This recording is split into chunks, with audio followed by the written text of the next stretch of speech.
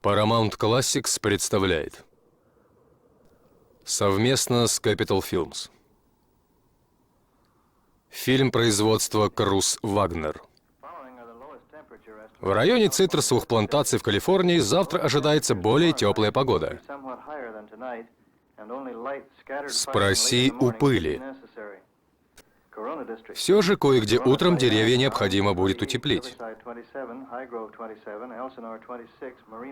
Колин Фаррелл, Сальма Хайек, Дональд Сазерленд, Эйлин Эткинс, Идина Менцель, Джастин Кирк,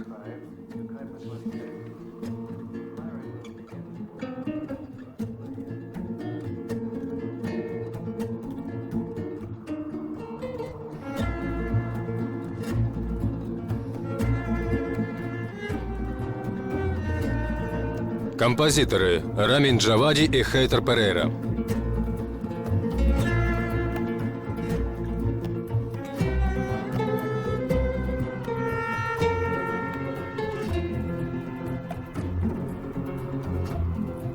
Оператор Калиб де Шанель.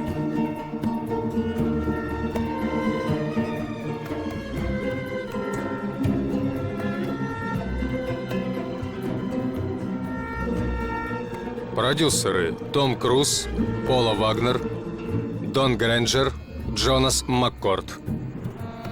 По роману Джона Фонте. Автор сценария и режиссер Роберт Тауни. Ночь накануне моей встречи с ней я провел у себя в номере в гостинице Альта Лома, расположенной в деловом центре Лос-Анджелеса. Она была построена у склона холма, и основной ее этаж размещался на уровне улицы. Мой же номер был на 5-м этаже, и мое окно выходило прямо на зеленый склон. Дверной ключ мне был не нужен, окно всегда было открыто. Я размышлял о своих былых надеждах. Ведь я, как и любой другой парень, приехал сюда в поисках удачи, славы, материального благополучия и шикарных женщин. Только у меня все должно было быть по-другому. Я приехал не просто искать свою судьбу, а сделать ее. Я собирался написать свой первый большой роман. Роман об этом городе и о людях, которые съезжаются сюда со всего света. «Дорога в Лос-Анджелес», роман Артура Бондини. Эта книга принесет мне исполнение всех моих желаний. И вот, по прошествии 5 месяцев, мне необходимо принять важнейшее решение, на что употребить свои последние 5 центов.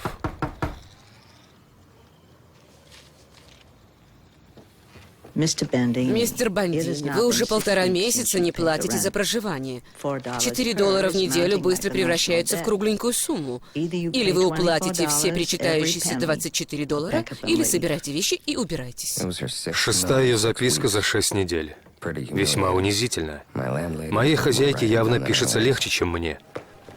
Эта женщина, для того, чтобы казаться более значительной, становилась на цыпочки и внимательно всматривалась в меня поверх очков. Мне нужна комната.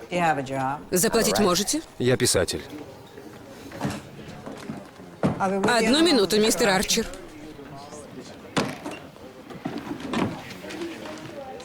Это я написал. Подождите, как ваша фамилия? Я миссис Харгрейвс. А что?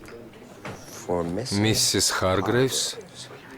Женщине неописуемой красоты, с чудесными голубыми глазами и доброй улыбкой. От автора Артура Бондини. Американский вестник. Собачка засмеялась. Ненавижу рассказы про собак. Бондини. Молодой человек, вы мексиканец? Я мексиканец. Я американец, миссис Харгрейвс. И этот рассказ не про собак. Мы в нашей гостинице мексиканцев не селим. Я не мексиканец. И вы не встретите в этом рассказе ни одной собаки. Евреев мы тоже не селим. Название я взял из детского стишка. Знаете, в веселой суете собачка засмеялась. Итак, вы сочинитель. Очень мило. Вот этот номер, мистер Бандини. Одна из моих самых любимых комнат. Здесь с двух сторон окна, и она удивительно светлая. Стоит номер $4 в неделю, оплата вперед. В стоимость входит уборка, а вот стиркой мы не занимаемся. За окном всего в 6 футах от меня я впервые в жизни увидел пальму. Ветви у нее, правда, были какие-то черноватые. И никаких девушек. Я сниму этот номер.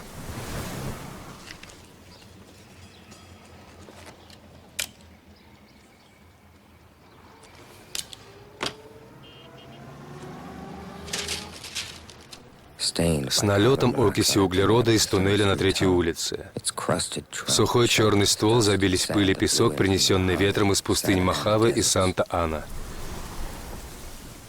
Какой придурок поверит, что я добрался из Колорадо до центра Лос-Анджелеса, не встретив по пути ни одной пальмы? Малыш? Малыш? Малыш? Ты любишь молоко?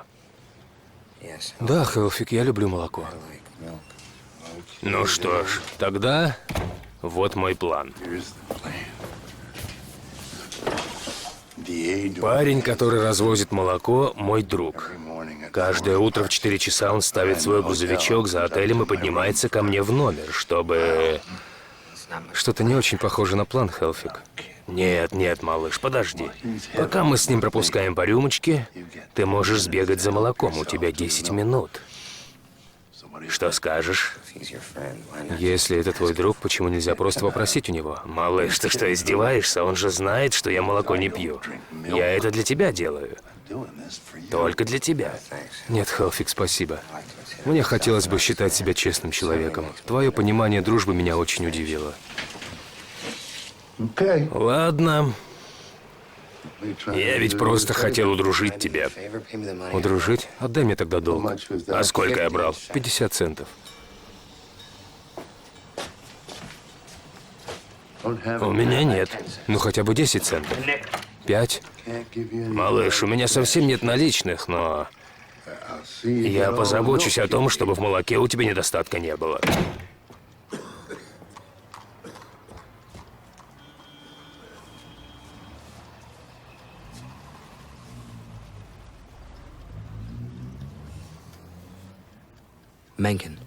Менкен, редактор лучшего в стране журнала. Неужели ты его подведешь? Добрый вечер, мистер и миссис Северная и Южная Америка, а также добрый вечер всем тем, кто в море. Акрон, штат Огайо. Крупная забастовка рабочих заводов по производству резины завершилась сегодня. Бастующие добились увеличения почасовой оплаты труда на 6 центов. Бостон, штат Массачусетс. Состояние здоровья Фрэнклина Делана Рузвельта-младшего, пострадавшего сегодня в автокатастрофе вблизи города Уолпул, не вызывает опасений. Украсть бутылку молока. Подумай о чем-нибудь другом.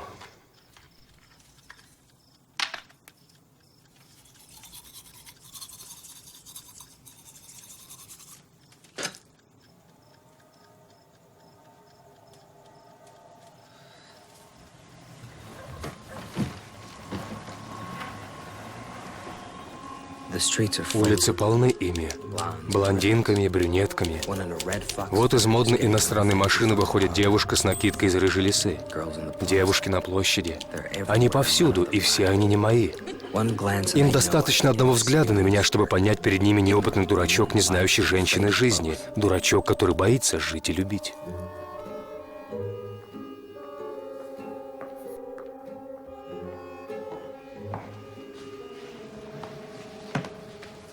У вас красивые руки. Правда? Очень красивые. Бандини? Вы итальянец?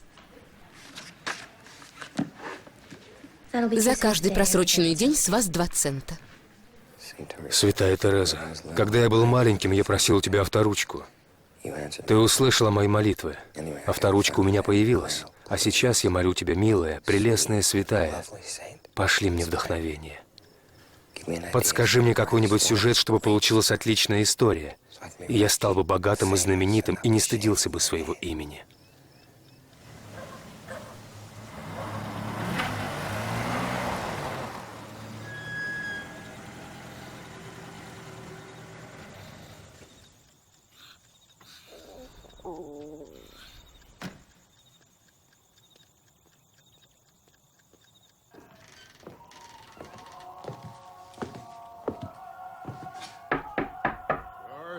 Открыто.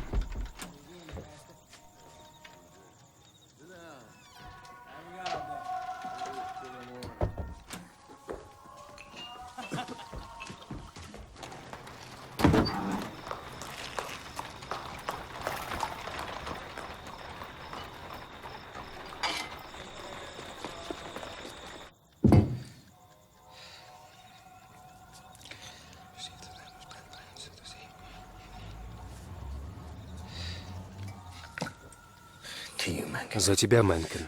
За будущее.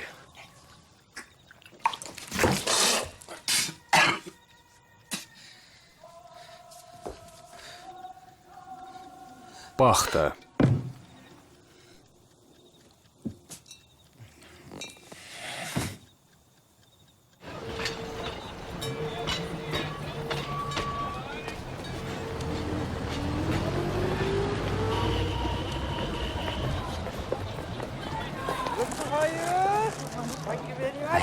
Я прогуливался по третьей улице, соображая, где бы потратить свои последние 5 центов.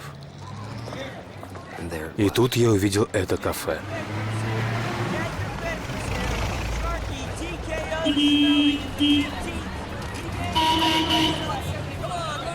Смотри, куда идешь!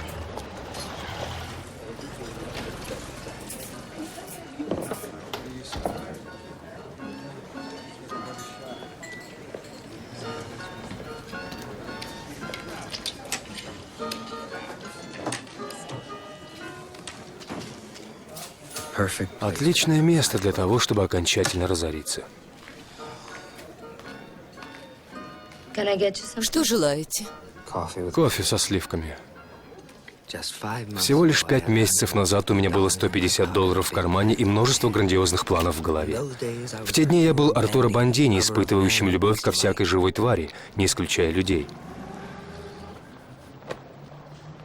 Мне нужно было только познакомиться с одной из этих золотоволосых красавиц, которые словно росли здесь на каждом шагу, как апельсины, и написать роман, одну из величайших любовных историй всех времен.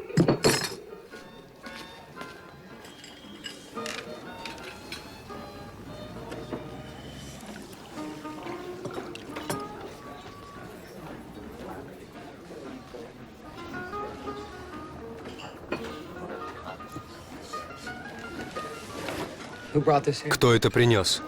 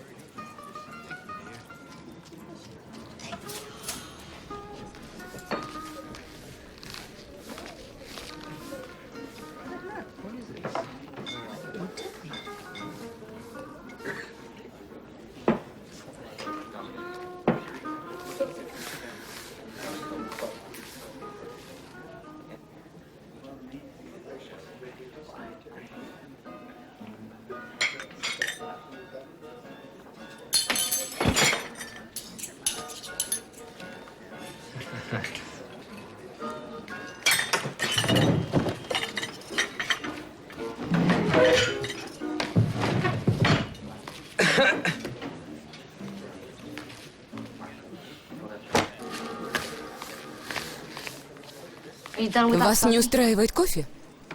Вы называете эту жидкость кофе?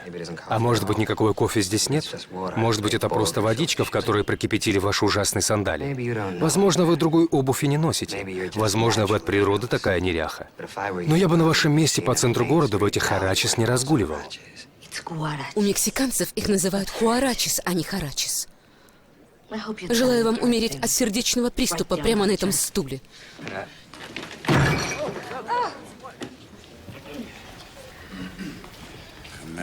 Камилла. Я не виновата. Я ничего не сделала, клянусь Богом. Я просто спросила его, не хочет ли он кофе. Займись им.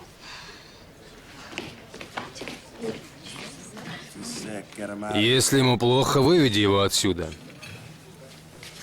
Эй, парень, ты живой? Ты меня слышишь? Пожалуйста, скажи что-нибудь. Любишь огрызаться, а самокритику не выносишь, правильно? Хочешь заработать 5 центов? Тогда вытри стол.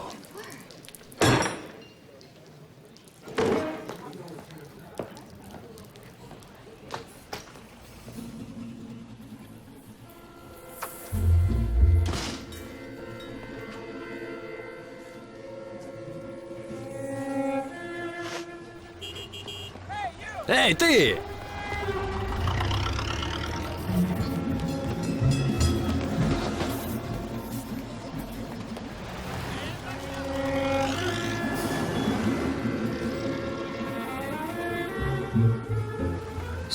Песок из Мохаве разлетался по городу. Он был повсюду, даже в постели. Но меня это не смущало. Кроме этих самых хуарачес, я ни о чем другом не мог думать.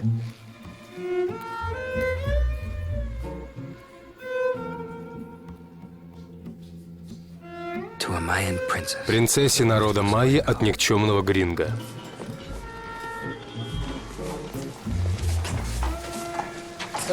Как зовут девушку, которая здесь работает? Вы о Камиле? Она была здесь вчера, мексиканка. Камила Лопес. Сможете ей передать вот это? Только не помните его, вещь ценная. Передайте журнал «Мисс Лопес» лично в руки.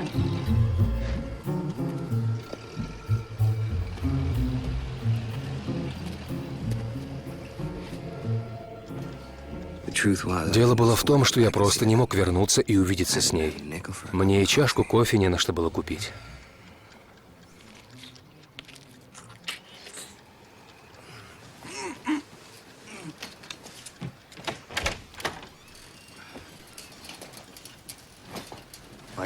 Что тебе нужно?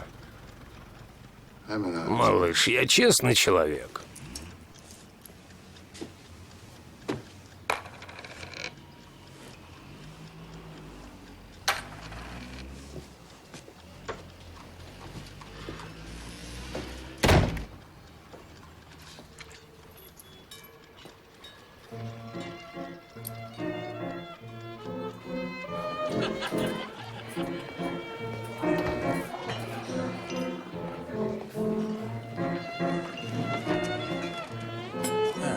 Спроси, не хочет ли он пива за счет заведения.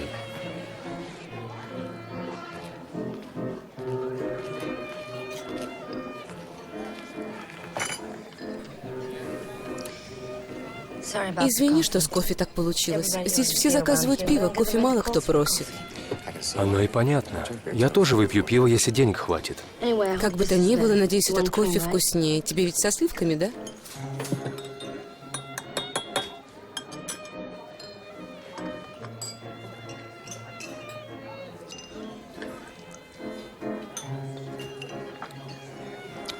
Неплохо. Явный прогресс по сравнению со вчерашним вечером. Ты прочла «Собачка засмеялась»? Мой рассказ Артуро Бондини. Тебя зовут Артуро? Артуро? Ты говоришь по-испански? Ты мексиканец? Я Бондини, это итальянская фамилия. Ты прочла рассказ? Конечно. Ну и как? Очень хороший рассказ. Хочешь пива? Я принесу, платить не надо. А чем он тебе понравился? Камилла! Мне нужно идти.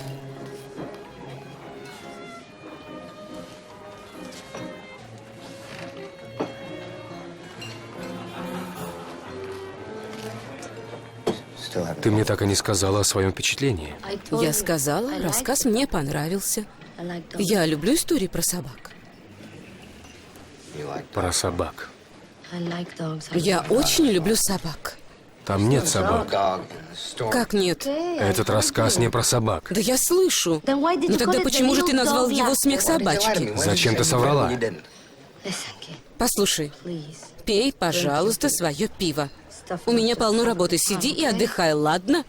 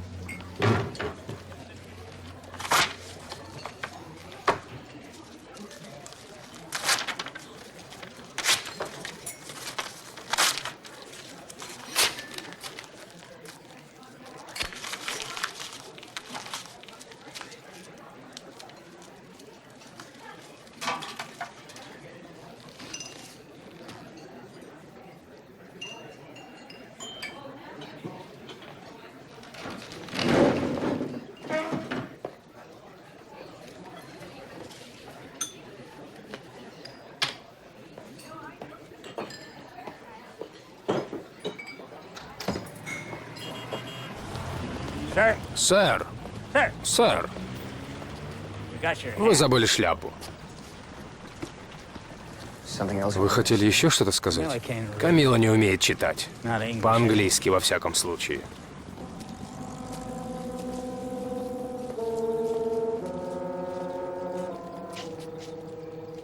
И еще, мистер Мэнкин, я совершенно не понимаю женщин. Как же мне писать о том, чего я не понимаю? Как мне писать о чувствах, которых я не испытывал? Когда я приехал сюда, я был так уверен в себе. Уверен в том, что я не такой, как другие. Эти другие приезжали в страну солнца, имея достаточно денег, чтобы жить здесь, пока оно не убьет их. Взять Хелфика из номера напротив. Он из Миннесоты. На мировой войне попал под газовую атаку, с тех пор он всегда под газом. Большую часть времени он просто не понимает, где находится. Или вот Хелман, банковский кассир из Индианы. У него проблемы со здоровьем, ему сказали, что надо жить здесь, иначе он умрет. Он ненавидит солнце, туман, футбольную команду Южной Калифорнии. Хозяйка гостиницы, где я живу, с восточного побережья. Ей хочется, чтобы вестибюль отеля выглядел так, как это принято в портах Коннектикута. Никаких мексиканцев, зато множество всяких салфеточек. Есть у нас еще мастеровой филиппинец с Гавайских островов и рыжая девушка из Сент-Луиса. Привет. Привет. Как ты? Сейчас уже лучше. Приехав сюда, она смогла убедиться в исключительной смелости этого человека, которого не пугали никакие предубеждения. На днях я видел их вместе, когда поехал в Сан-Педро, чтобы попробовать устроиться на консервный завод. Он даже в туфлях на высоких каблуках был меньше ее ростом. Я не знаю, откуда приехала девушка с накидкой из рыжей лисы, но каждую неделю ее можно было встретить в рыбном ресторане Бернстайна с очередным попавшимся на удочку кавалером. А еще есть японец, торгующий овощами на Джефферсона, совсем уж недалеко от болот. Круглолицый, всегда улыбающийся. Любите сливы? Очень вкусные и полезные. Конечно, есть здесь и такие, кто слишком беден и неудачлив, чтобы называть своим хоть какой-нибудь угол. Хоть на короткое время. Ну-ка, друзья, оставьте нас в покое. В конечном счете, мы все здесь чужие. Пожалуй, только надев темные очки от солнца и недорогую спортивную рубашку из хлопка, и можно почувствовать себя калифорнийцем. Тебя вдруг начинают уважать. Мистер Бондини, вам письмо. Дорогой мистер Бондини, с вашего разрешения я удалю из вашего очень длинного письма приветствие и заключительные фразы и напечатаю его в виде короткого рассказа в своем журнале. По-моему, вы написали блестяще. Я думаю, прекрасным названием будет «Страна не лучше и не хуже». Прилагаю чек. Искренне ваш H.L. Mencken. По скриптум. Что касается вашего беспокойства по поводу недостаточного знания жизни в целом и женщин в частности, то это, увы, трюизм. У писателей, как правило, меньше жизненного опыта, чем у других людей, в силу того, мистер Бондини, что быть одновременно в двух местах невозможно. Или вы сидите перед пишущей машинкой и работаете, или вы активно живете и набираетесь опыта. Поэтому, раз вы имеете потребность писать, а для того, чтобы писать, вам необходим жизненный опыт. Вы должны научиться делать больше, обходясь малым. Добиваться же многого, исходя из малого, это, если быть кратким, мистер Бондини, и есть формула писательского труда.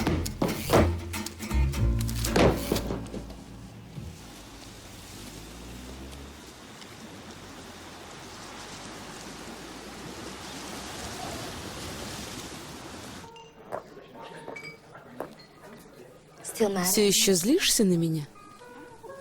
Ничуть. Закажешь что-нибудь? Сигару. Что-нибудь гаванское. Они по четвертаку.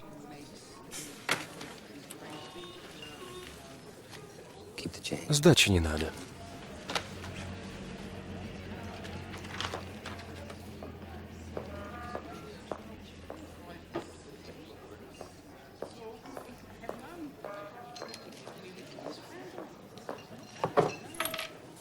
Я же сказал, не надо. У тебя я не возьму. Ты бедный.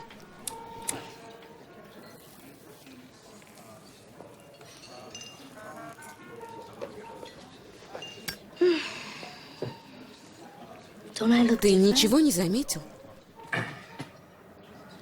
Я думала, тебе понравятся мои туфли. Очень мило. Я бы выпил. Скотч содовый и льдом. Сент-Джеймс. Сэмми, сделай мне виски с содовой и льдом. Сент-Джеймс.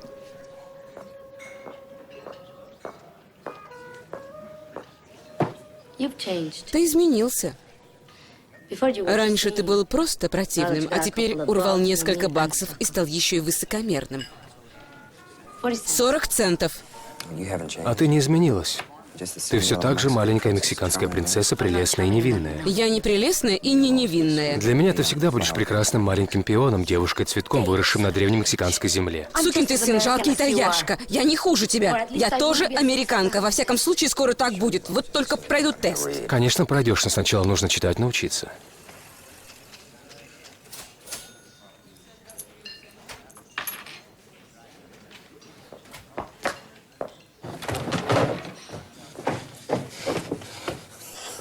Сними эти туфли. Мои ноги для них не хороши? Они не хороши для твоих ног.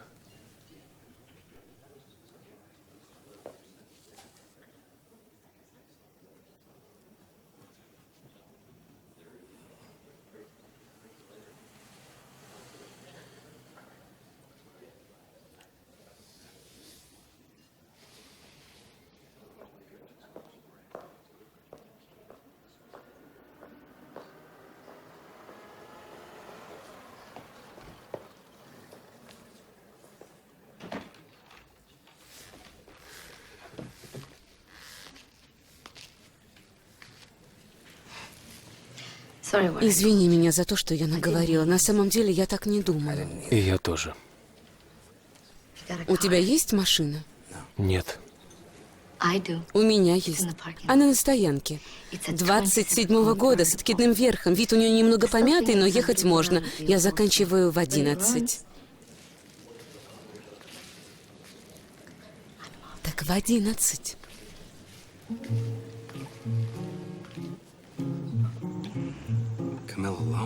Камила Ломбард.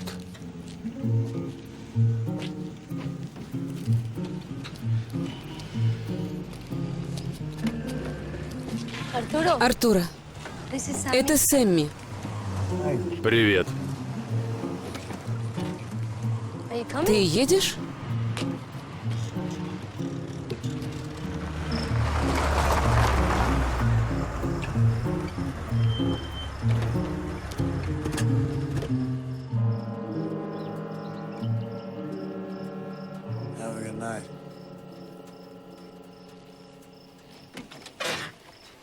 Спокойной ночи. Я сейчас.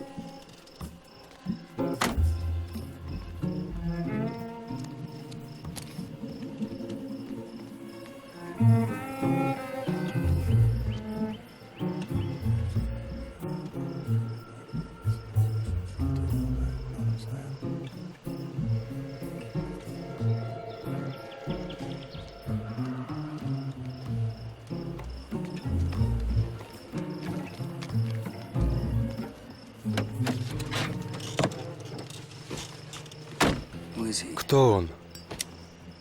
Сэмми. Просто друг. Что значит друг? Хороший друг. Он устроил меня на работу.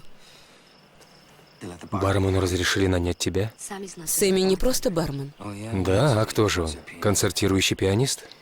Послушай, Артура, ты не единственный писатель в городе.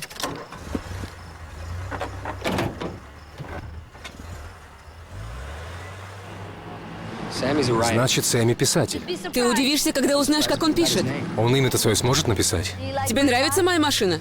Почему она зарегистрирована на Камилу Ломбард? Твоя же фамилия Лопес. Ты что, замужем? Нет. Почему тогда Ломбард? Для смеха иногда это помогает в работе. В работе официантки? Можно подумать, тебе твоя фамилия нравится. Разве тебе не хочется быть Джексоном, Джонсоном или Уильямсом или еще кем-нибудь? Нет. Перестань. Неужели тебе действительно нравится фамилия Бондини? Она меня вполне устраивает. А вот и нет. Устраивает. Нет. Устраивает. Нет. А у Сэмми какая фамилия? Джонсон? Уильямс? Уайт. Чего еще желать в жизни? Вот бы стать миссис Уайт, верно? Ты действительно иногда себя ведешь как самый настоящий сукин сын.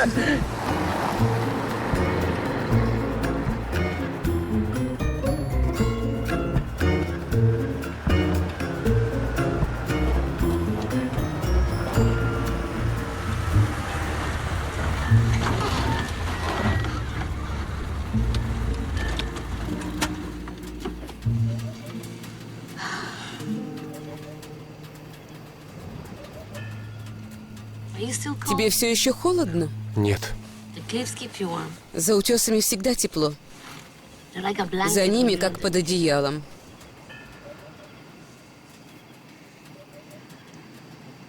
Почему ты бываешь таким противным? Почему ты бываешь такой противный?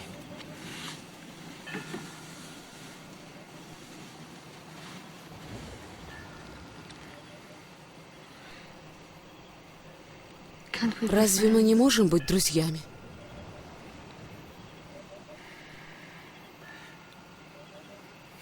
Такими, как вы с Сэмми?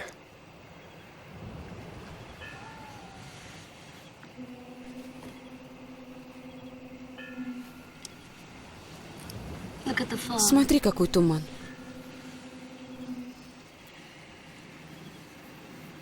И целая армия призраков, крадущихся по воде. О чем ты? О тумане. Он стелится по воде и сжимает ее в объятиях. Ты не ответила на мой вопрос. Я знаю, что такое стелющийся туман. Я спрашивал, что у тебя с Сэмми. Кто тебя интересует, я или Сэмми? Пойдем. Лучше научи меня кататься на волнах. Лезть в воду в таком тумане? Да почему нет? Ты что, боишься? Конечно, нет.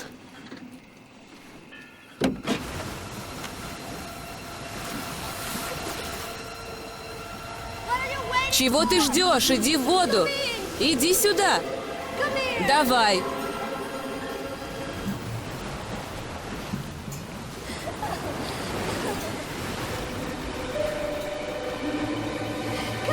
Иди ко мне.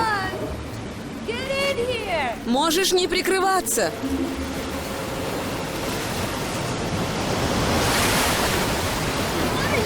Он у тебя симпатичный. Розовенький, как пупка у младенца. Да расслабься, получай удовольствие.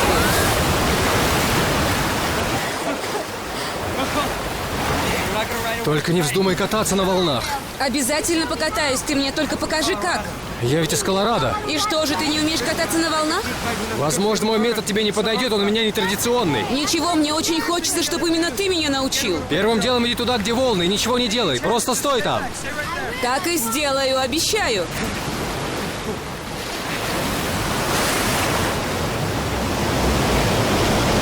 Смотри на меня.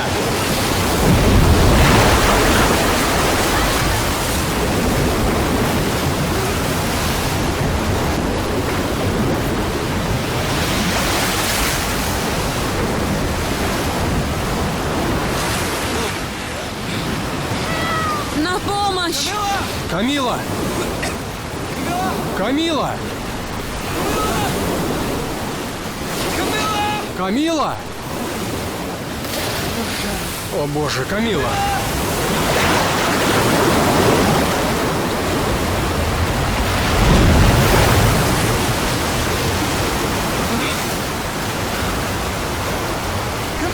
Камила! Господи, куда же она делась? Камила!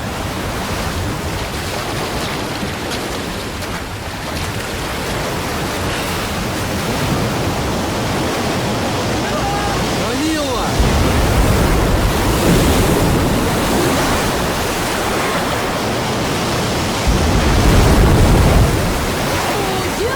Здорово я тебя разыграла. Не хуже, чем ты меня тогда с сердечным приступом, согласись. Ну же, Даже лучше. любишь огрызаться, а сам критику не выносишь?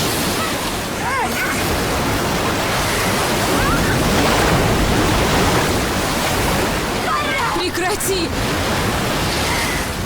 Черт возьми, я пошутила! Ты что, хочешь меня утопить?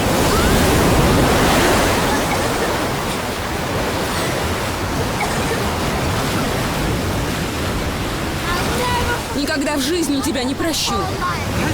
А я подумал, что твоя жизнь уже закончилась. И что я сам погибну в поисках тебя. Я впервые купался в океане.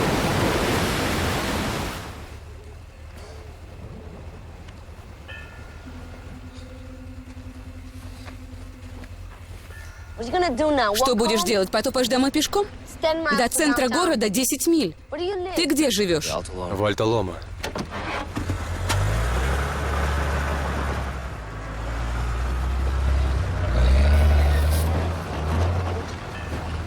Район Банкер-Хилл. Старухи и слабаки-мужчины. Подходящее для тебя место. Лучше и быть не может. Мексиканцев в мою гостиницу не пускают.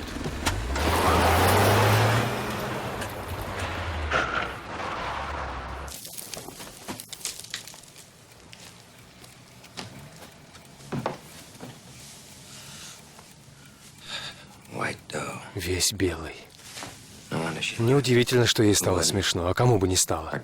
Артуро Бондини, умудренный жизнью гений, боится пройти по пляжу голым. Боится, что его член увидит.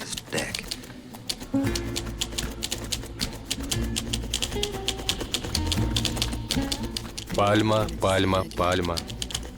Я больше не хотела тебя видеть. Ты так ужасно вел себя той ночью. Отвратительно.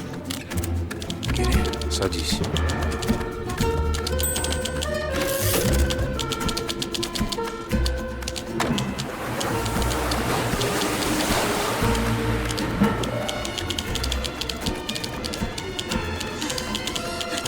Артура, еще.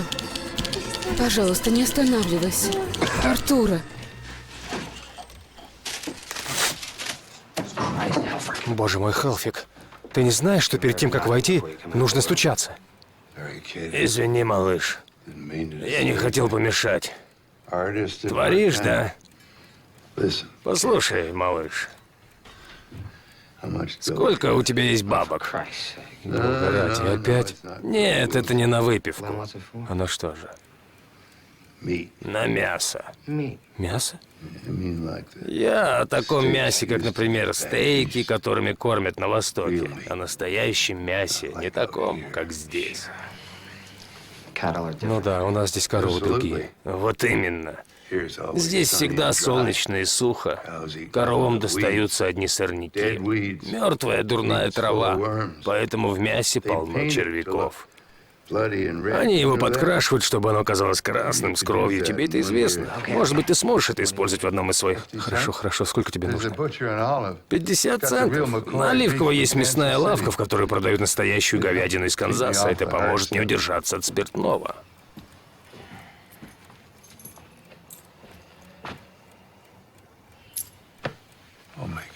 Я обязательно отдам, малыш. Возвращу в тысячекратном размере.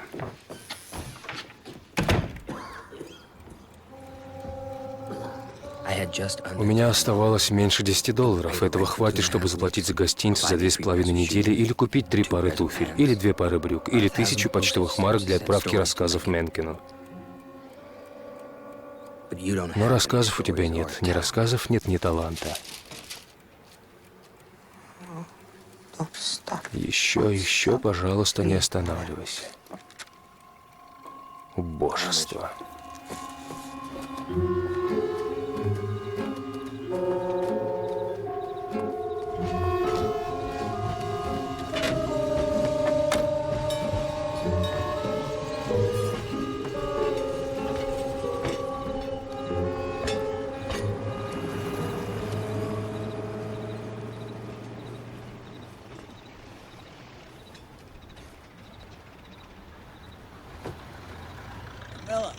Камила!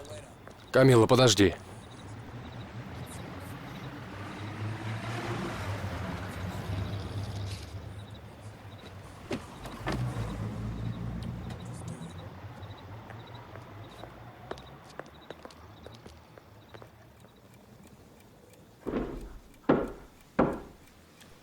Кто там?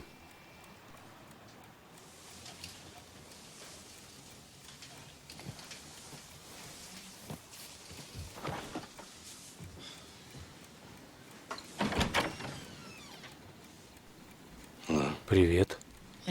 Что делаешь? Мы знакомы? Кто вы? Кто вы?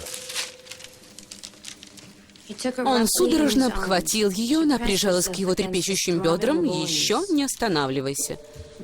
Давай, давай. Это не для посторонних глаз. Я надеюсь, публиковать это нельзя. Как это ничтожно и грустно. Безнадежно плохой писатель отгораживается от жизни в дешевой гостинице в центре Лос-Анджелеса. Именно это место он выбрал. Никто никогда не прочитает то, что ты напишешь. Ты хоть слышал, что я тебе сказала? Вообще-то я пишу о другом. Даже забывать будет нечего. Слушай, в чем дело? Откуда ты взялась? Это что, розыгрыш? Ты никто.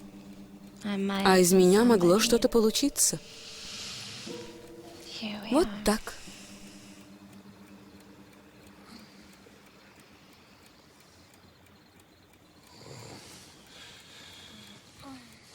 Послушайте, леди. Леди, вам надо потрезветь. Может быть, подышим свежим воздухом? Мы могли бы пойти выпить. Вот деньги.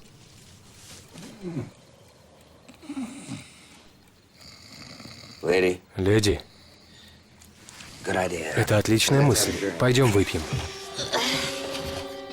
Ты такой чудесный, такой замечательный. Моя хозяйка. Извини, извини. Ничего. Пошли погуляем.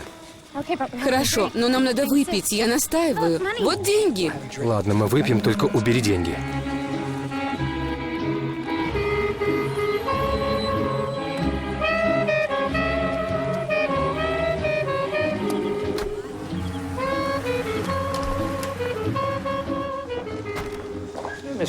Здравствуйте, мистер Бандини.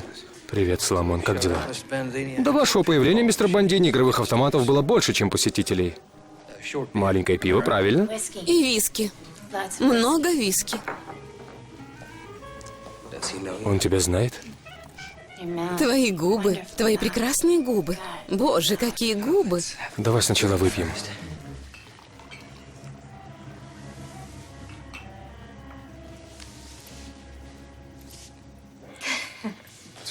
В чем дело? Ты прекрасно знаешь, в чем дело. Нет, не знаю. Ты такой же, как все остальные. Ты все знаешь. Что знаю? И поэтому не хочешь со мной целоваться. Пожалуйста, одно маленькое пиво и двойное виски. И кто же это? Кто тебе рассказал про мои раны? Раны? У тебя есть 5 центов? Люблю пускать шарики. Одна игра. Не возражаешь?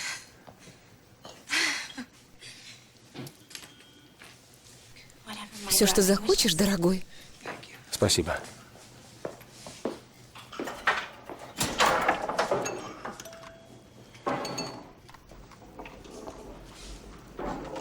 Соломон, вы можете подойти? Шарик почему-то скатывается. Играй, играй. Кто эта женщина? Да кто ее знает? Последний раз она была здесь неделю назад. Вы тогда как раз беседовали с этой парочкой из Миннесоты о Синклере Льюисе. Я ее не заметил. Зато она вас заметила. Вы уж мне поверьте, она вас так внимательно слушала, ловила каждое слово, и как только вы ушли, она тоже ушла. Что она сейчас делает? Внимательно за вами наблюдает. Мне нужно как-то выбраться отсюда. Дверь напротив мужского туалета.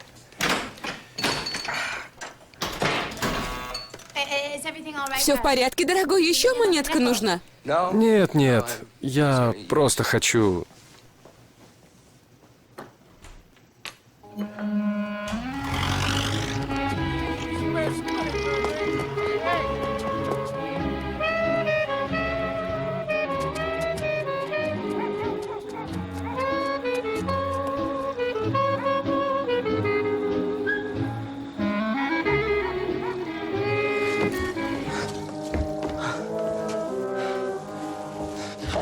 О, боже! Дорогой, я взяла такси, а дверь была открыта. Тебе не кажется, что это уже слишком? Я вижу их в вестибюлях гостиниц, вижу, как они загорают в парках, и как, прихрамывая, выходят из маленьких уродливых церквей, оторванные от своих корней переселенцы, оказавшиеся в городе, где всегда одно и то же время года. Это уже лучше. Пожалуйста, уходи. Ты мой любимый, и ты будешь любить меня. Как-нибудь в другой раз. Я думаю, тебе сейчас лучше уйти. Правда.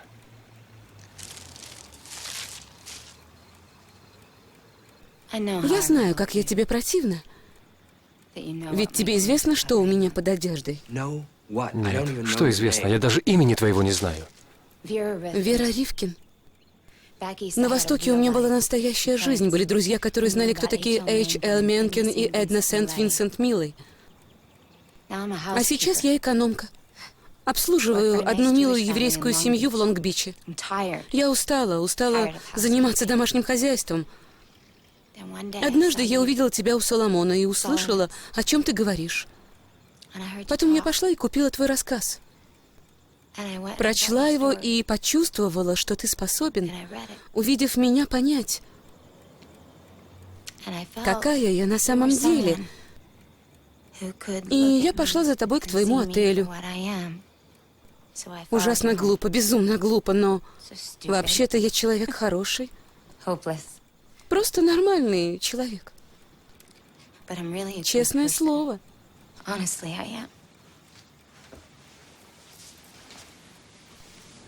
Возьми. Чего ты от меня хочешь? Скажи мне, что я такая же, как другие женщины. Скажи мне, что я красивая, пожалуйста. Ты красивая, правда красивая. А придумываешь всякую ерунду, как школьница. Не пойму, что с тобой. Может быть, это рецидив свинки? Многие мужчины ради тебя на все бы пошли. Да, я тебе кое-что покажу. Не надо мне ничего показывать. Сейчас сам все увидишь. Расстегни, пожалуйста. Слушай, ну хорошо, я тебе верю.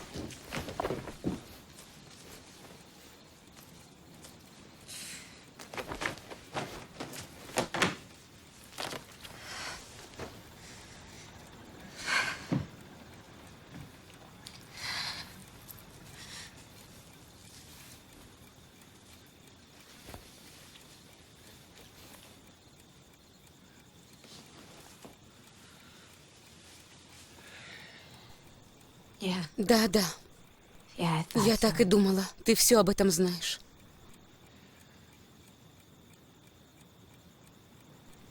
Ты знаешь. К чему так волноваться? Ничего страшного.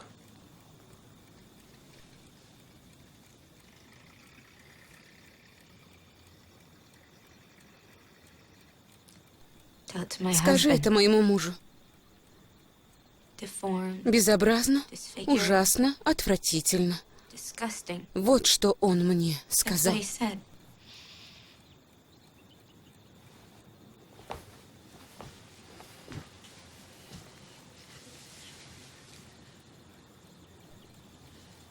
А я тебе говорю, ты красивая.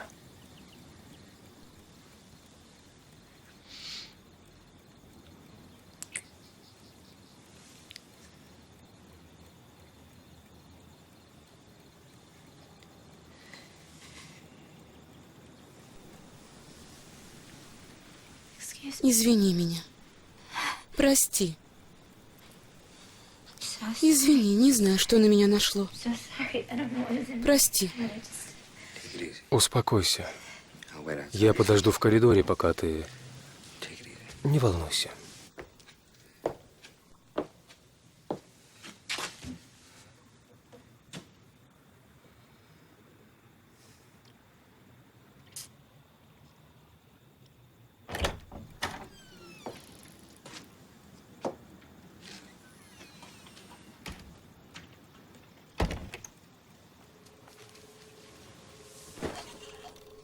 Дорогой, конечно, мне следовало знать, что у тебя есть девушка. Она очень красивая. Ей очень повезло. А она добрая, сердечная. Может быть, она когда-нибудь отпустит тебя в Лонг-Бич хотя бы на часок?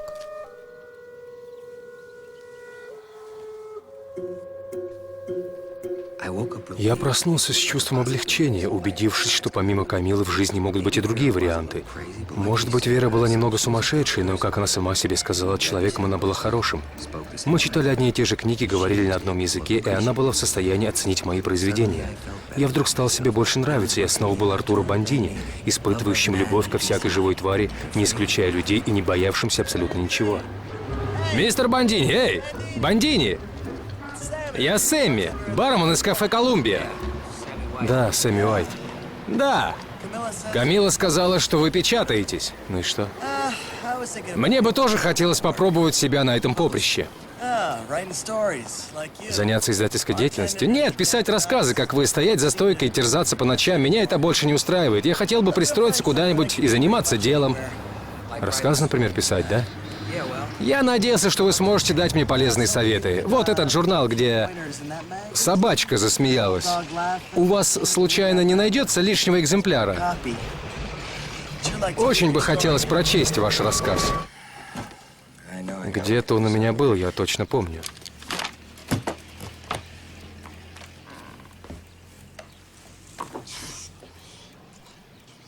Спасибо, Артуро. Для меня это большая честь. Так вот, я надеялся, что вы мне сможете помочь в плане литературной работы. Если я могу быть вам чем-то полезным, скажите. Звучит так, как будто вы имеете в виду что-то конкретное. Я подумал, может быть, вам пригодится мой совет в отношении Камилы. Очень мило с вашей стороны, Сэмми Уайт. Но я думаю, что я и сам справлюсь. Ладно, но знаете, как говорится... Любую лошадку можно объездить, и любой всадник может вылететь из седла.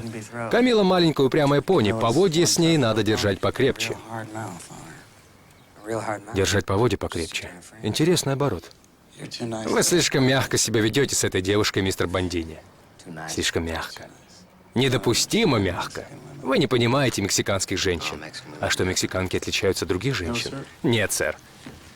Они такие же, как почти все женщины, вот только они больше женщины, чем другие. Седлаешь их, они начинают извлекать из этого выгоду, а стоит чуть ослабить поводья, так эти мексиканские лошадки сочтут тебя трусливым гринго, и ты вылетишь из седла, не успев туда толком сесть. Если поводья натянуты, Артура, лошадь не чувствует мундштук. Так что держите ее всегда в узде. Они ни на секунду не должны забывать, кто главный, и никаких фокусов. Натягивайте поводья посильнее, и все будет просто. Да, Сэм, похоже, вы разбираетесь в лошадях. Да, Артура, я надеюсь. Я собираюсь писать истории про ковбоев. Кстати, амиго, Камила такая лошадка, на которой стоит поскакать.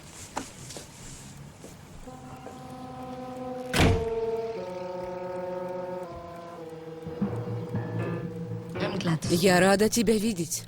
Почему? Ладно, скажу. Мне Сэмми сказал, что ты был с ним очень любезен. Мне уже начинало казаться, что ты ни с кем не бываешь любезен.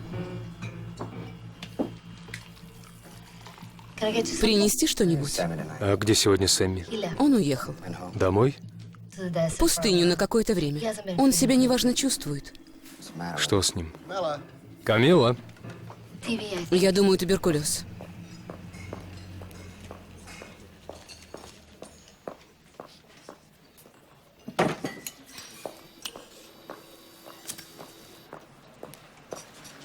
Вот тебе для начала. У Сэмми туберкулез? Да. Вот ведь не повезло. Все мы когда-нибудь умрем.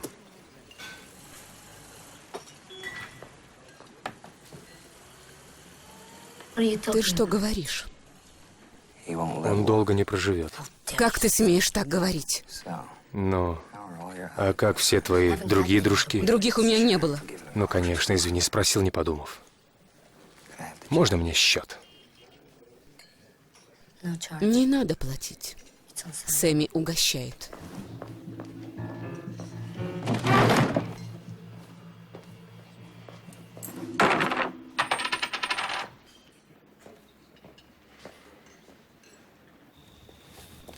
Бондини.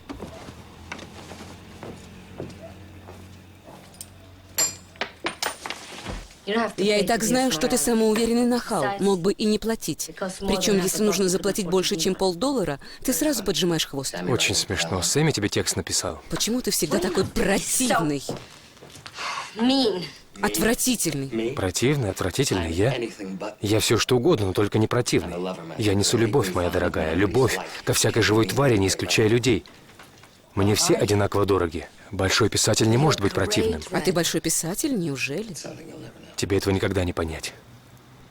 Чего ты так злишься? Я не злюсь. Мне просто неприятно. Я тебе неприятна. Почему? А ты посмотри на себя в зеркало. Не хочу смотреть на себя в зеркало. Я тебя не обвиняю. Я устала. У нас сегодня было много работы.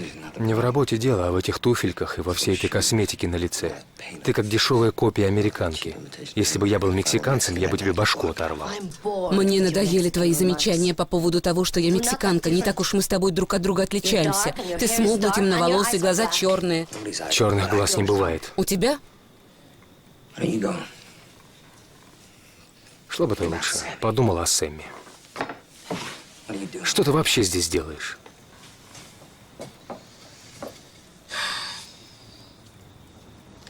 Ты когда-нибудь сменишь свою фамилию? Зачем? Сменишь? Нет. А тебе-то какое дело? Просто не хочется из Камилы Лопес превратиться в Камилу Бандини. Не намного лучше. А кто тебе это предлагает? Ты меня об этом попросишь? Нет, не попрошу. Попросишь. Нет, Попросишь. не попрошу. Я знаю тебя как свои 5 пальцев, Артур, ты сделаешь мне предложение. Сначала Сэмми сделает, а потом я. Он сделает тебе предложение? Попросит за него выйти? Кто может знать, что сделает Сэмми? Сэмми Уайт предложит Камиле Лопес стать его женой? Да кто его знает и кого это волнует? Тебя. Ведь я тебя прекрасно знаю, Камилла. Меня его фамилия привлекает. Я хочу получить шанс на нормальную жизнь. Хочу, чтобы у моих детей был такой шанс. Ты думаешь, ты очень умный? Думаешь, напишешь книгу и все будет по-твоему, а вдруг не будет? Вдруг не получится? Будет. А если не будет? Будет. Вся твоя мудрость из книг, а своего ума у тебя нет. Ты не богат, неприятен в общении. Ты хвастливый, злой, жалкий человек. Жалкий. Что же ты тогда ко мне липнешь?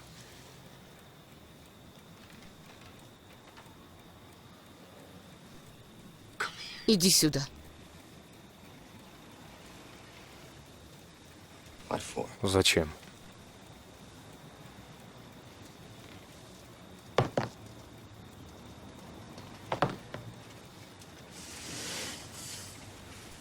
Иди сюда, узнаешь. Я занят. Ты боишься. Чего? Боишься меня?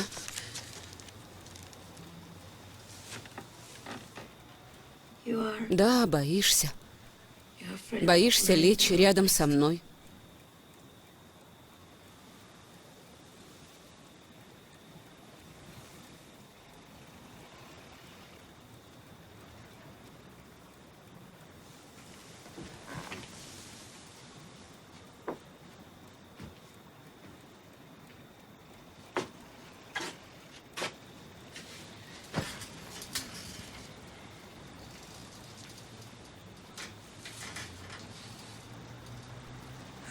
Мне очень страшно.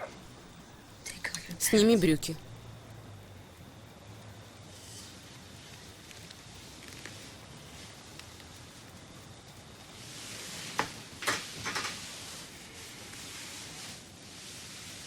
Доставить тебе удовольствие. Ты лучше сними свои трусики. Их на мне нет.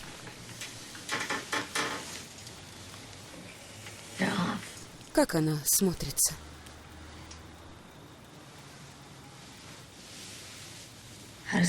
Как?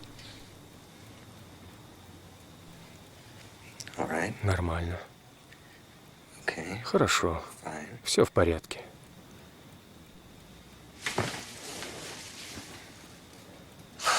Нормально, хорошо, все в порядке. И это все? Все, на что способен большой писатель. А может быть, не такой уж ты и великий? Может быть, ты не можешь ни трахаться, ни писать? Может быть, так? Может быть? Ах, не могу. Прекрати! Прекрати! Думаешь, не могу? Не могу? Прекрати! Прекрати! Прекрати! Думаешь, не могу? Не могу, да?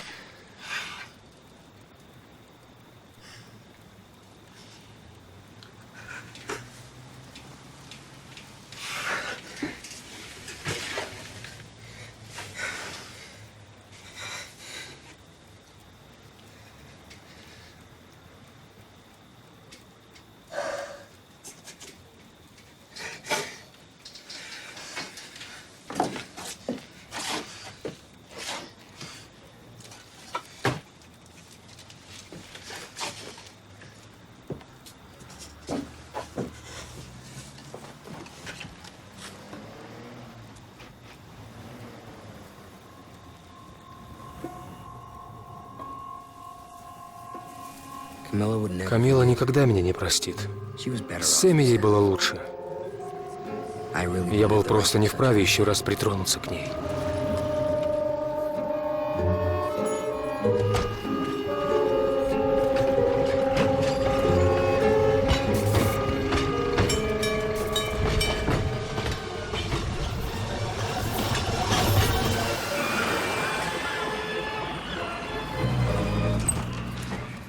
Прекрасно выглядишь. Слушай, вот это вид.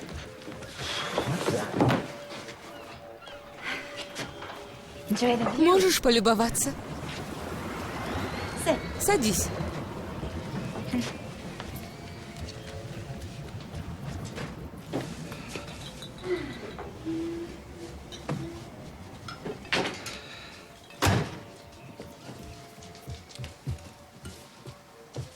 Вот.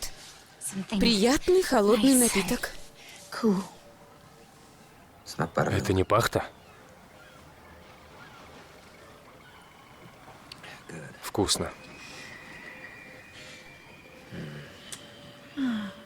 Дорогой, ты устал? Немного. Как всегда работаешь допоздна? Этой ночью я не работал.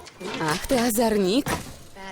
Озорник? Я должен тебе кое-что сказать. Да, я попробую угадать. Порвал со своей главной девушкой? Никакая она не главная. Ты ее больше не любишь? Ничего себе. Как-то ни странно, она меня не любит. Не любит? Она не выносит мой характер. Как она может? Разве это возможно? Возможно, потому что я постоянно оскорбляю и унижаю ее. Я не верю. Ты на это не способен. Не способен?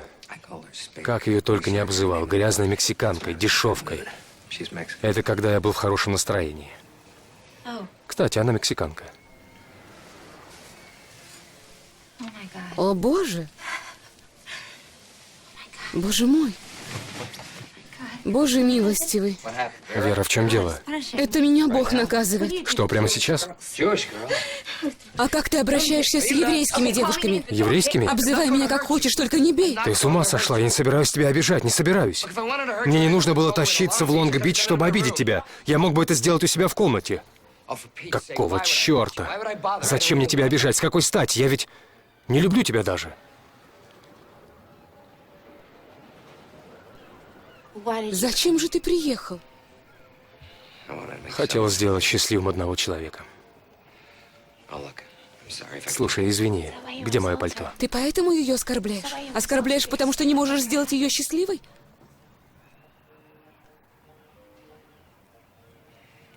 Я одно могу сказать, что она обычно все начинает. Как? Что она говорит? Дело не в том, что она говорит. Что она делает? Иногда она проходит по комнате, для меня это оскорбительно. Подает мне чашку кофе в новенькой форменной одежде. Что может быть ужасней?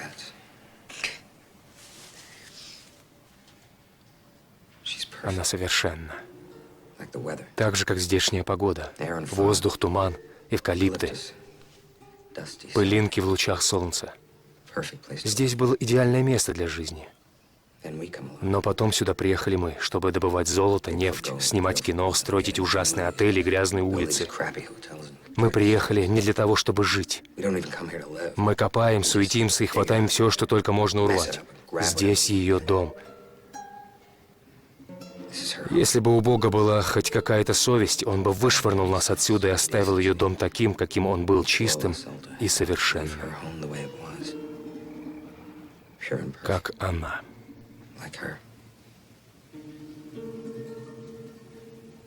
Почему ты ей об этом не говоришь? Не говорю, это прозвучит как оскорбление. Что бы я Камиле не говорил, ей обидно.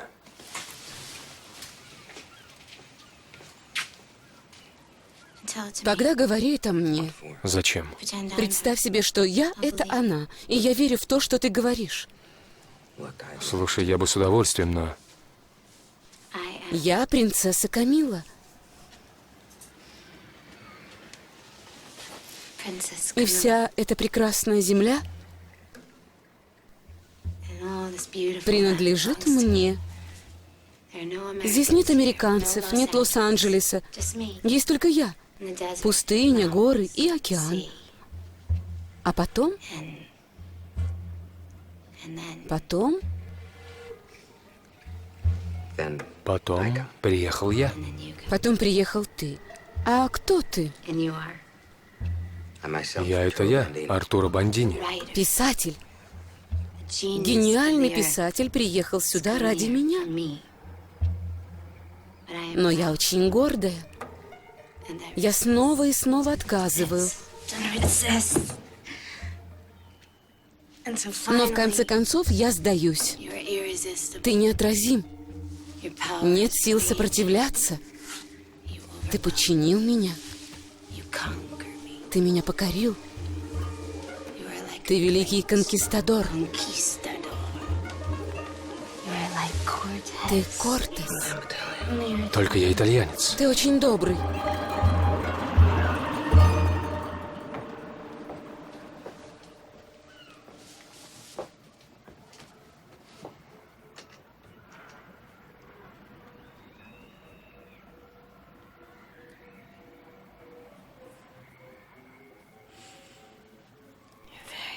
Спасибо.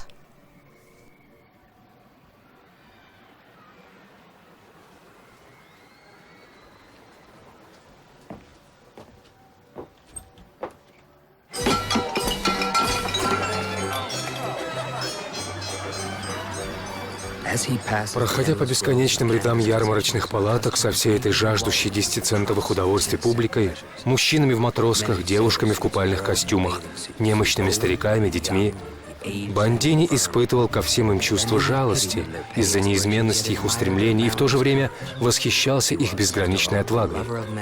Ведь в конце концов его отличала любовь ко всякой живой твари, не исключая людей, и в глубине души он, как и все они, знал, что их солнечный город на самом деле не более чем горсточка пыли.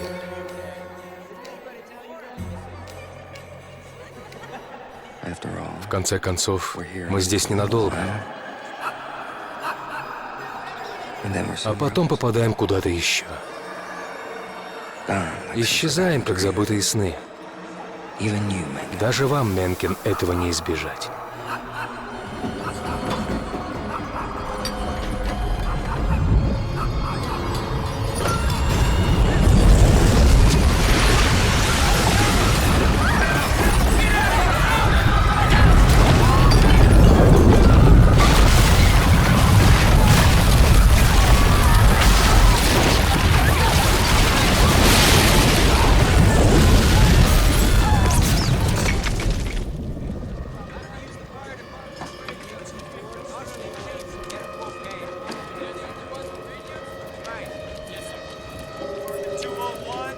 Номер 201, Мартина Уэлсли. Здесь. Номер 202, Вера Ривкин. Вера Ривкин. Не надо, Джек, она здесь. Погибла.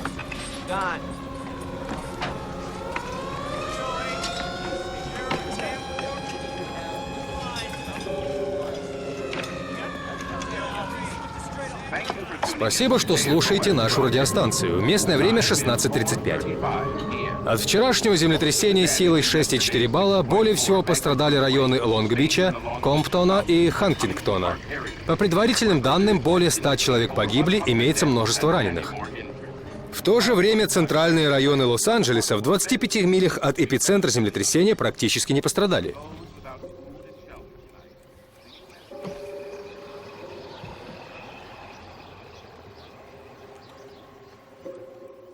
Я решил подарить Вере жизнь более продолжительную, чем ту, которую она могла бы прожить. На почтовом ящике было написано «Дорис Злоткин». Она жила у заставы в Лонг-Биче напротив чертового колеса и горок. У нее были бледная кожа и темные, блестевшие от пристрастия к бурбону глаза. Они одновременно излучали нахальство и отчаяние. Причину этого отчаяния я вскоре узнал. Да, в чем дело? Пишешь очередной шедевр? Пишу. Я просто хотел сообщить, что тебе на почту пришло заказное письмо. Вот, положу на столик. Не забудь. Спасибо. Как дела? Идут. Вот и держись, понял? А то будешь подыхать в Лос-Анджелесе, как все остальные.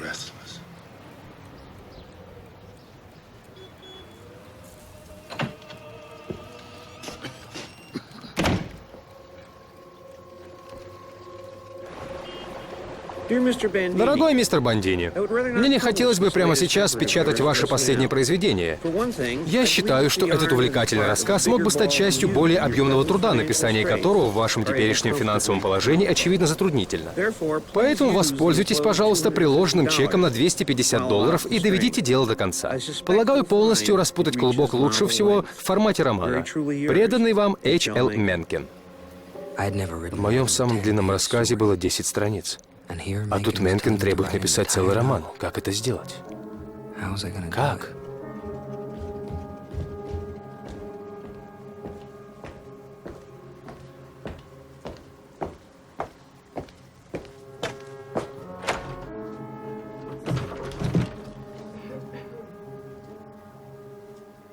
Кто там? Я вошла через окно. Надеюсь, ты не против? Вовсе нет, это смахивает на шутку. Я бы хотел войти через дверь, не возражаешь? Будь как дома.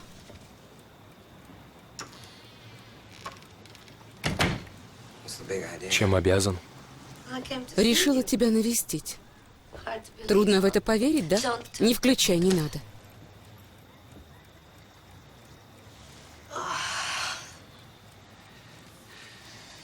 Кто тебя ударил? Никто. Машина попала в аварию. Столкнулась с машиной Сэмми? Выключи, пожалуйста, свет.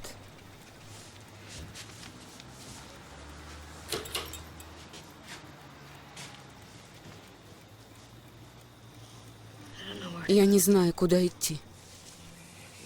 Не надо никуда идти. Я устала. Устала. Я так устала.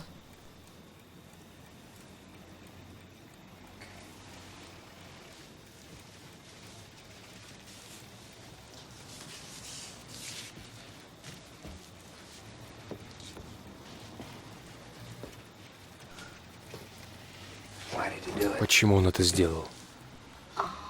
Он сказал, я сама напросилась. Это так? Может быть, да. Может быть, и нет. Когда тебе хотят сделать больно, всегда так говорят.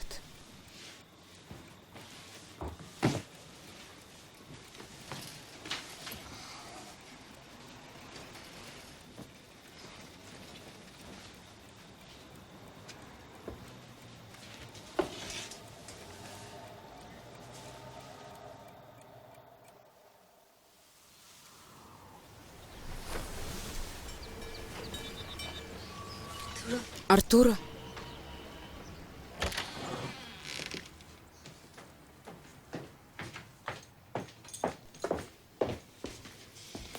Куда ты?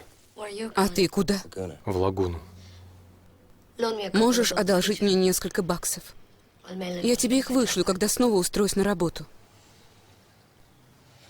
Я тут подумал, может быть, ты захочешь поехать со мной? Правда? Зачем? Тебе не мешает отдохнуть, погулять по берегу. И это все? А разве этого недостаточно? Смотри, не пожалей.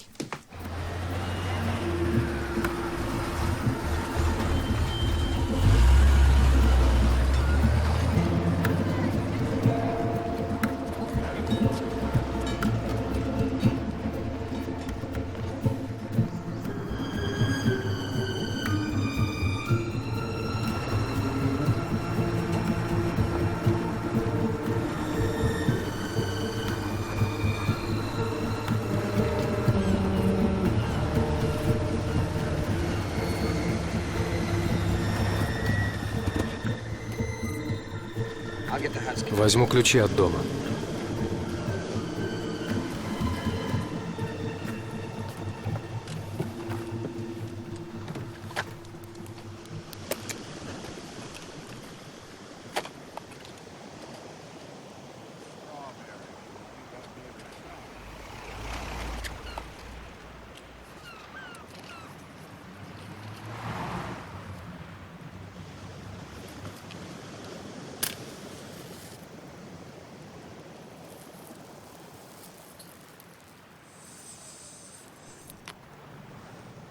Из-за этой мексиканской дряни тебя вышлют из страны. Господи, нельзя так пугать людей. Я не наркоманка, так, покуриваю изредка. Когда устаю. Вот и все. Выбрось. Я из-за этого не беспокоюсь. Я беспокоюсь. Выбрось. У всех на виду? Все-таки опасаешься? Обещай, что покончишь с этим. Обещаю. Богом поклянись. Клянусь Богом.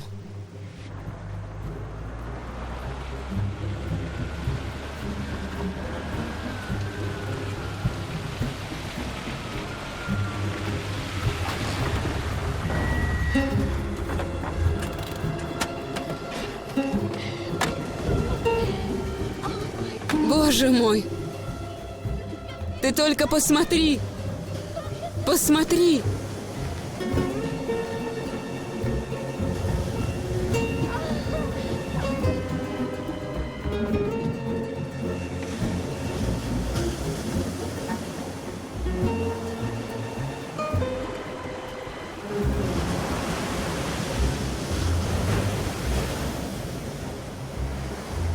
Я знал, что тебе понравится.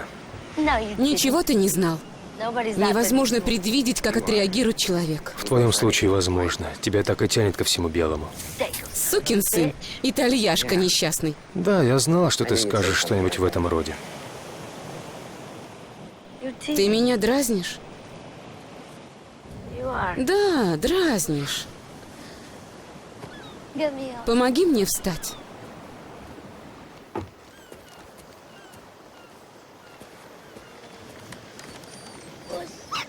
Давай, Уилли, давай.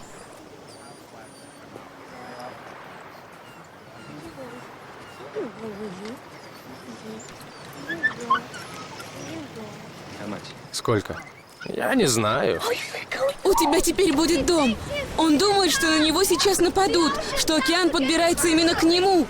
Передай ему, что мне это чувство знакомо.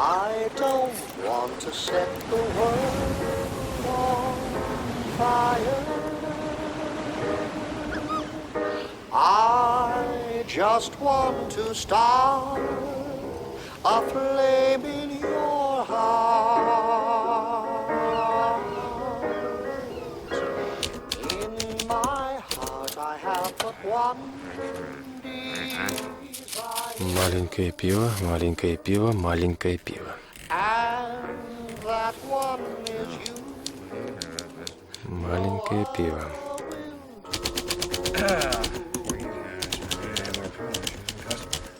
I've lost all ambition for worldly acclaims. I just want to be the one now.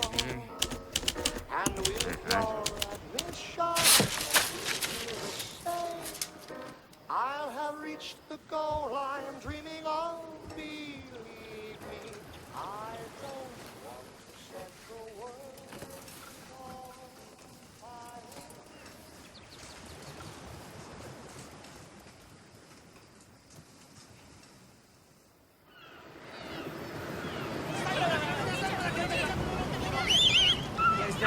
Артура! Артура! Артура! Артура!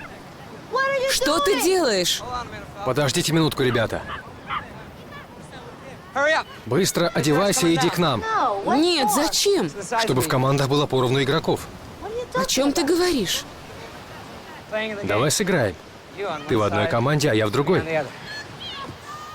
Ты с ума сошел? С этими япошками? Они тоже не хотят с тобой играть. Почему? Из-за того, что я мексиканка? Хуже. Из-за того, что ты девушка. Камила. Камила. Что? Ты бы надела какие-нибудь брюки?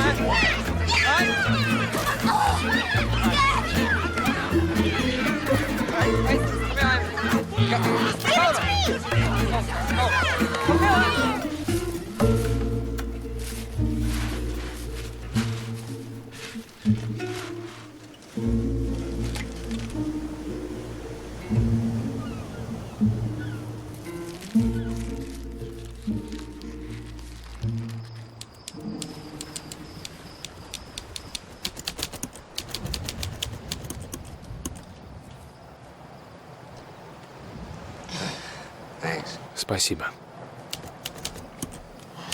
О чем ты сейчас пишешь?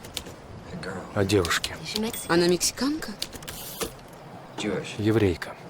Сейчас это еврей. Она что, примет другую веру? Нет, но, вероятно, в этой истории будет не одна девушка. Понимаешь?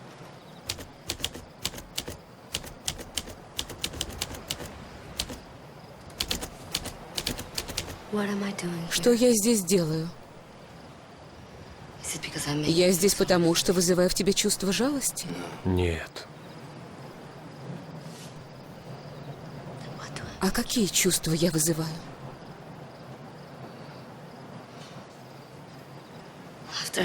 После всего, что произошло, ты не допускаешь мысли о том, чтобы спать со мной. Это так? Допускаю. И я не раз себе это представлял. Я не уверена, что могу это одобрить. Почему нет? Я действительно представлял себе это.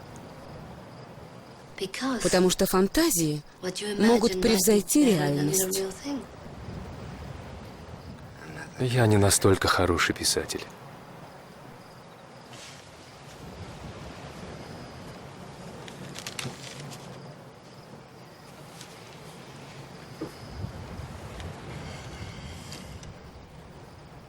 И вообще, я думаю, тебе стоит поберечь свое воображение для работы.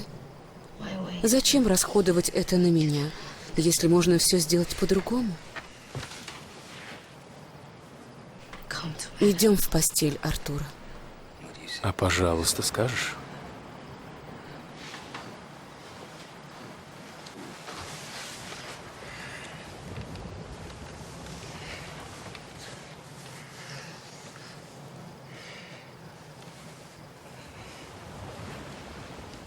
Пожалуйста.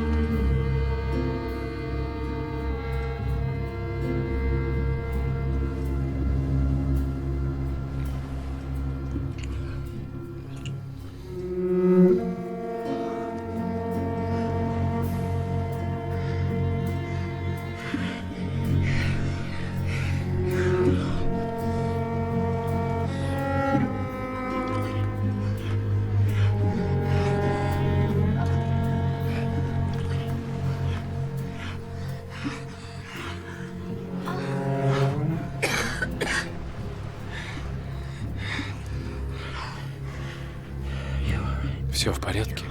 А у тебя? Да.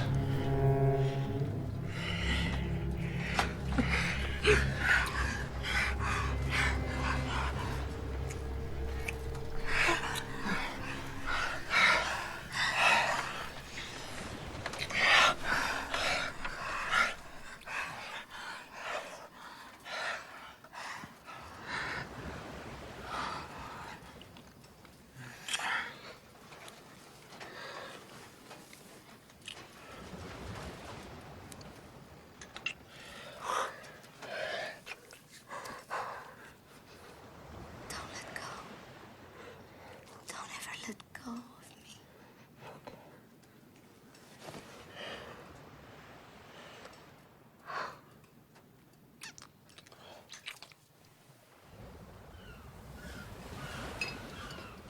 me. Не оставляй меня, никогда не оставляй меня.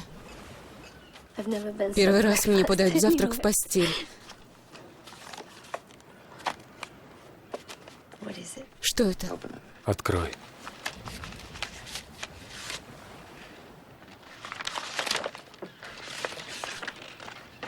Сборник упражнений для желающих натурализоваться иммигрантов. Еще один рассказ про собак? Нет, ты должна научиться читать. И тогда ты станешь гражданкой США. Потерявшийся Энгус. Он похож на Уилли. Пришла зима. Энгусу ужасно надоели всегда один и тот же двор, один и тот же дом, одна и та же кошка и одни и те же вещи, о которых он давно все знал. Ужасная история. Ты дальше послушай. Энгусу было очень интересно побывать в других местах, увидеть другие вещи. Видишь, кошка грустит из-за того, что он ушел. Что? Что? Что хорошо? Что это за звери такие, машины и многое другое? Какие у нашего флага цвета? Красный, белый, синий. Сколько на флаге звездочек? 48. И он отправился в путь. Гав, протявкал другой песик. В Мексике собаки лают так. Вау! Вау! Для нас совершенно очевидно, что все люди созданы какими? Равными. Правильно. И что Создатель наделил их неотъемлемыми? Правами. Правильно. Энгус и другой песик вместе бежали по Широкой. широкой дороге. В числе которых право на жизнь, на свободу и на поиски. Счастье. Правильно. За углом бежал Энгус. Артура, а что здесь имеется в виду? Поиски счастья. То, что в этой стране у тебя есть право искать свое счастье, независимо от того, в чем оно заключается. А что это такое? Что? Счастье. Гав, гав. Поздоровался он. Нет. Г здесь нет. Аф-аф. Аф-аф. Ответили глаза, и Энгус бросился прочь искать свой дом, но выпал снег.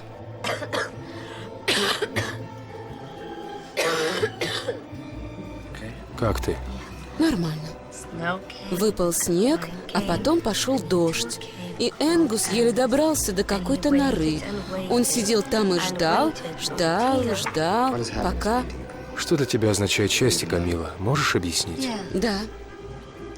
Это когда живешь в безопасном месте, влюбляешься в кого захочешь и не стыдишься этого.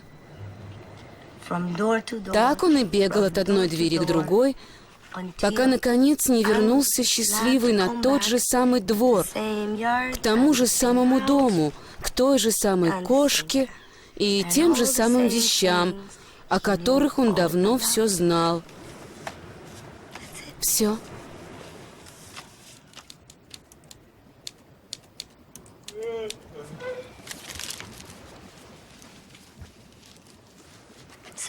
Ну, как у тебя продвигается? Слушай, Может быть, смоемся завтра из этой лачуги? Что ты имеешь в виду? Съездим в город, сходим в кино. А как же Уилли? А что такое? Мы никогда его одного не оставляли. А вдруг он попробует убежать? Как Энгус? Ну, мы запрем его в доме, все будет хорошо. Я не хочу ехать. Почему? Зачем мне куда-то ехать? Я сейчас именно там, где мне хочется быть. В конце концов, все равно придется уехать. Рано или поздно у нас кончатся деньги. Скорее всего, до того, как я закончу книгу. А ты пиши быстрее. Купишь потом этот домик, и нам не нужно будет никуда ехать. Дорогая, больше 2000 слов в день у меня не выходит, я не могу писать быстрее. Я не хочу чувствовать себя мексиканкой, которая вышла в свет с белым парнем. Все будут таращить на меня глаза. Камила, куда бы ты ни пошла, люди будут на тебя смотреть, и не потому, что ты мексиканка, или я рядом с тобой. Я не хочу. Я пока еще к этому не готова. Что? Ты не читаешь книгу? Как не читаю? Читаю. Нет, не читаешь. Читаю. Тогда почему она у тебя перевернута?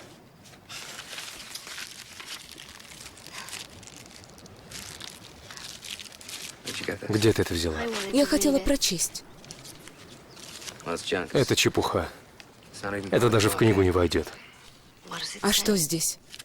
Ну-ка, прочти.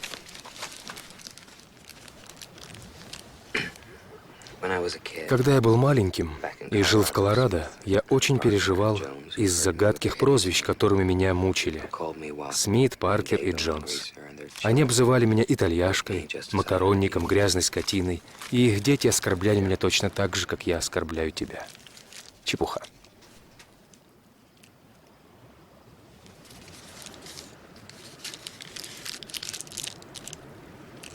Я считаю, это обязательно должно войти в книгу. И если хочешь, я поеду с тобой в город. Сходим в кино. Отлично. Слушай, ты и вправду боишься? Да? Да, боюсь. Почему?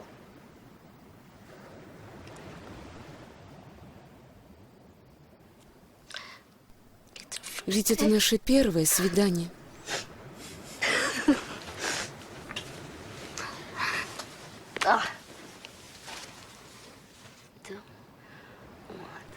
Я вовсе не хочу поджечь мир. Я просто хочу взять старт.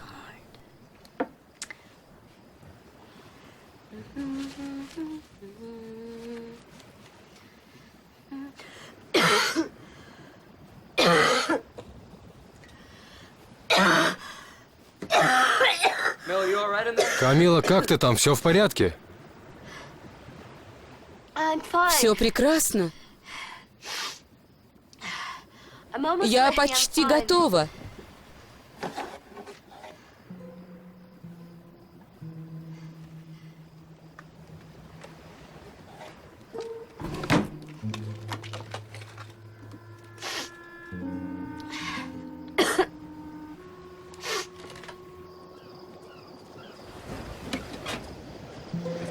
После вас.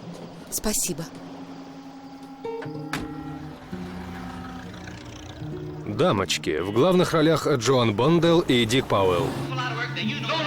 Нет, нет, нет, нет, нет, пожалуйста, не надо этого делать. Идите на репетицию.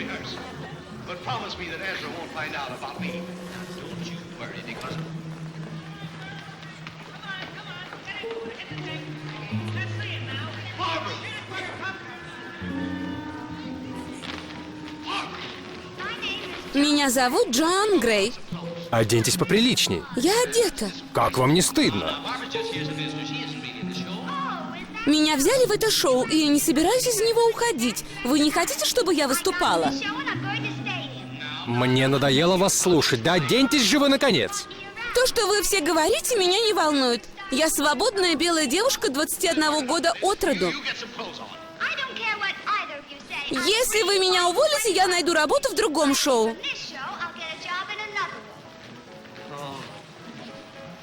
Что на это скажут Эзра и Матильда? Я погиб, мне конец.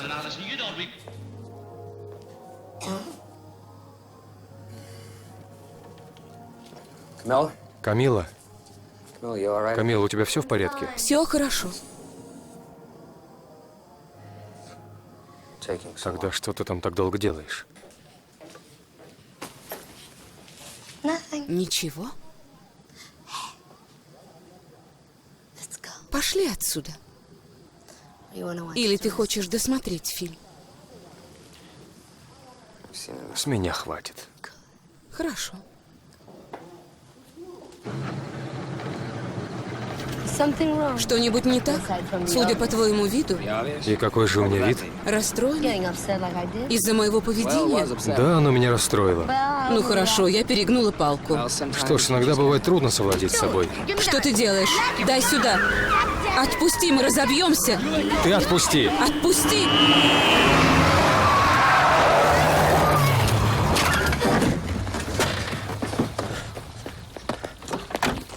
Ты все это время продолжала этим заниматься. Что тут такого? Ничего, ты даешь слово, клянешься Богом, присягаешь на Библии, но все это не имеет значения, если речь идет о марихуане. А ведь дело не в марихуане. It's me. Все дело во мне. О чем ты? What else? Разве нет? I saw it Сегодня в tonight. кинотеатре я это увидела. I embarrassed Я you почувствовала. being by your side. Тебе было стыдно, что ты со мной. Дома ты называешь меня красавицей, а на людях ты меня стесняешься. Стесняешься красоты, которую кроме тебя никто не принимает. Ты стыдишься любить меня. Камила, я клянусь Богом, это неправда. Marry. Докажи. Как? Женись на мне.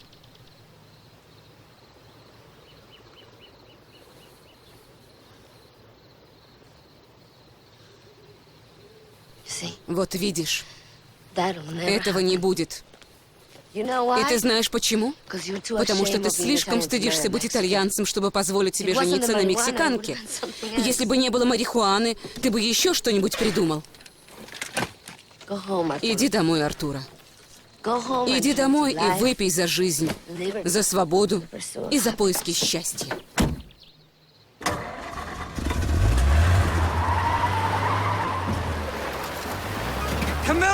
Камила!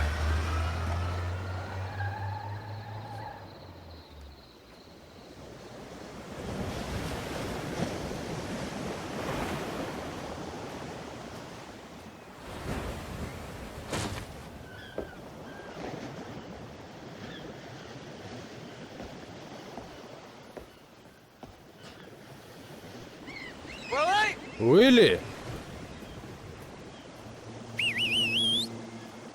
Уилли!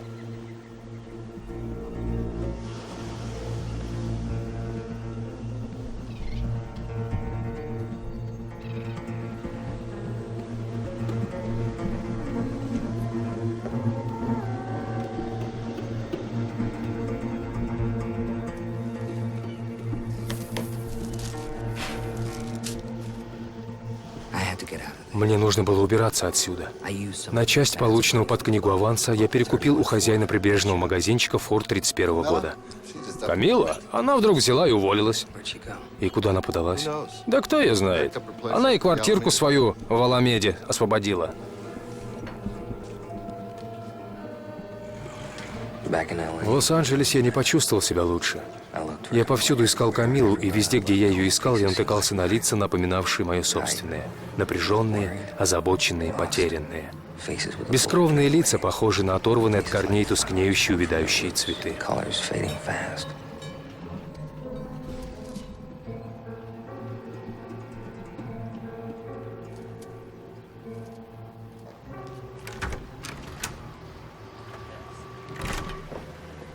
Мистер Бандини,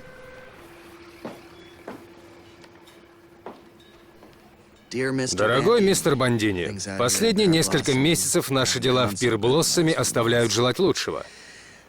Я себя неважно чувствую, а эта мексиканка вообще еле дышит. С каждым днем ей становится все хуже и хуже. Вы бы ее забрали, пока она не подохла.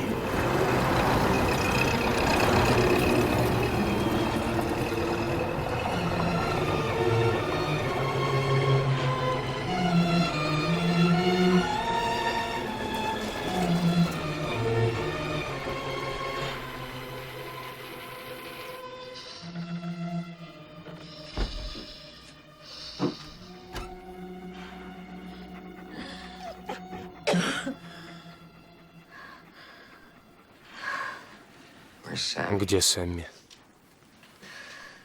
Я дала ему $30 и сказала, чтобы он проваливал. А что? Тебе его не хватает? Ничего, переживу. Что это? Ты знаешь что.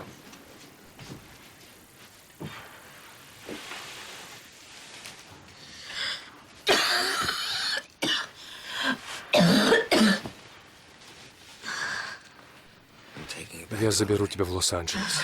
Я с тобой никуда не поеду. С какой стати? Чтобы ты со мной издевался? Надо мной. Издевался надо мной. Вот об этом я и говорю. Ты приехал-то только для того, чтобы напомнить мне о моей неполноценности. Я теперь не просто тупая мексиканка, но еще и больная. Можешь полюбоваться. Я приехал, потому что я люблю тебя. И хочу на тебе жениться. Что ты сказал? Я сказал, что хочу на тебе жениться. Ни хрена себе.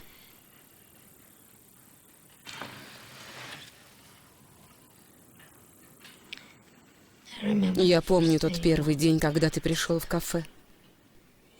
Ты вывела меня из себя. Артура, тебя постоянно что-то выводит из себя. Например, Да вообще, мир в целом. Я тебе все время напоминаю о том, как ты на него зол. это все из-за твоей внешности. Внешности. Ты прекрасна. Как только я увидел тебя, я понял, что никогда не буду достаточно хорош для тебя, чем бы я в жизни ни занимался.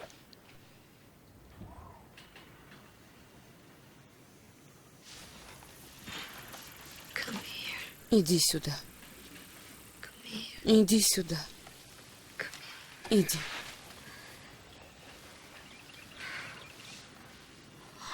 Я люблю тебя.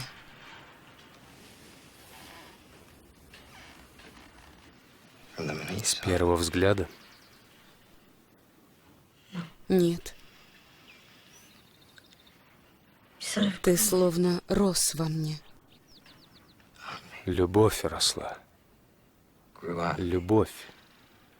Нет, ты рос во мне. Как ребенок.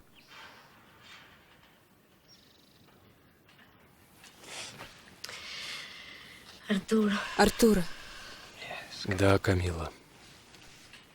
в будущем, знакомясь с людьми, старайся быть приветливее. Хорошо. Первое впечатление имеет очень большое значение. Старайся вести себя хорошо. Все тогда намного проще. Хорошо, я понял. Хорошо. Хорошо.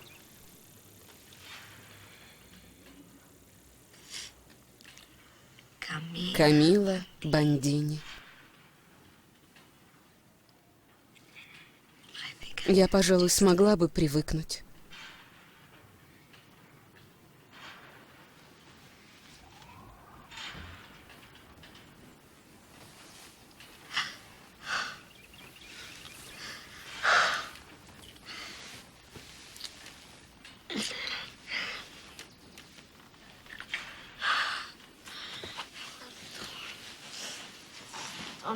Не оставляй меня. Никогда меня не оставляй.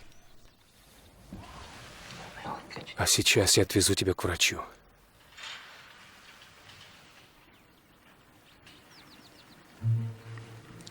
Камила.